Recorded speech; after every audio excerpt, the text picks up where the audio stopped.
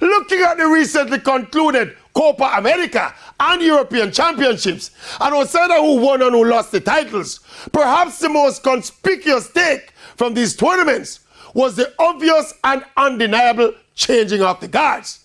The tearful eyes of the legends Cristiano Ronaldo and Lionel Messi at different moments, both basically limping towards the end of their illustrious careers.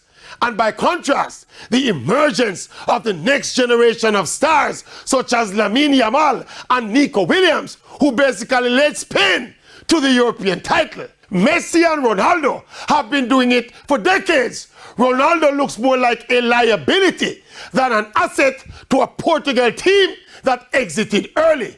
And while Messi and Argentina won the Copa, it's hard to make the case that Messi led them to victory like he did at the World Cup. So the signs are there. So let the farewell begin to Messi and Ronaldo. For they are jolly good fellows, they are jolly good fellows, they are jolly good fellows, and so said all away, so said all away, and so said all away.